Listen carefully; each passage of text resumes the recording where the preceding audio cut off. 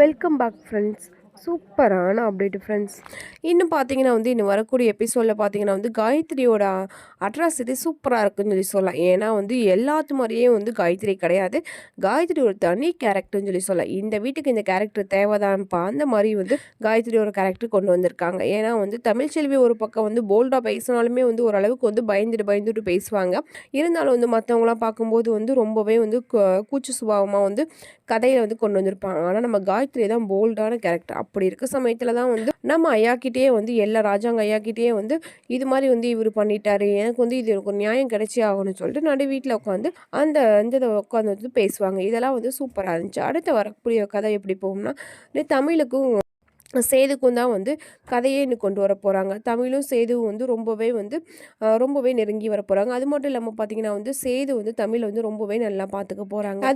அதுக்கிடையில தான் இன்னும் வரக்கூடிய பிரச்சனைலாம் எப்படி வரப்போகுதுன்னு பார்த்தா தமிழோட அம்மா அப்பா உண்மையான அம்மா அப்பா இல்லை, தமிழும் காயத்ரி ஒன்றா பிறந்தவங்கன்னு சொல்லிட்டு அந்த ஒரு ட்ராக் கொண்டு வர போகிறாங்க. அது மட்டும் இல்லாமல் பார்த்தீங்கன்னா நம்ம சேது என்ன சொல்ல போகிறாருன்னா, சேது தமிழ்கிட்ட நெருங்கி வரும்போதெல்லாம் இது மாதிரி நீங்கள் பண்ண எதையுமே நான் மறக்க கிடையாது அப்படின்னு சொல்லிட்டு தமிழ் மனசுக்கு நினைக்க போகிறாங்க. இன்னும் தமிழுக்கும் சேதுக்கும் டிவர்ஸ் கேட்க போகிறாங்க. அடுத்தடுத்து அதுதான் பரபரப்பான எபிசோடாக போயிட்டுருக்கு. அது மட்டும் இல்லாமல் பார்த்தீங்கன்னா ராஜாங்கத்துக்கு இது தெரிஞ்சுன்னா கண்டிப்பாக ஃபீல் பண்ணுவார். ஆனால் ராஜாங்கத்துக்கு தெரியாமையே இதெல்லாம் சேதுவும் தமிழும் நடத்த போகிறாங்க. இது சேதுக்கு விருப்பமே இல்லை. தமிழ்கிட்ட எப்பயோ தமிழ் மேலே கோவப்பட்டோம், ஆனால் இப்போ தமிழ் கூட ஒன்றும் சேர்ந்து வாழும்னு நினைக்கும் போது எதுவும் கரெக்டாக என் குழந்தை வரப்போகுதுன்னு நினைக்கும் போது இப்படிலாம் நடக்குதுன்னு சொல்லிட்டு தமிழும் சேதுவும் ரொம்பவே சேது ஃபீல் பண்ண போகிறாரு.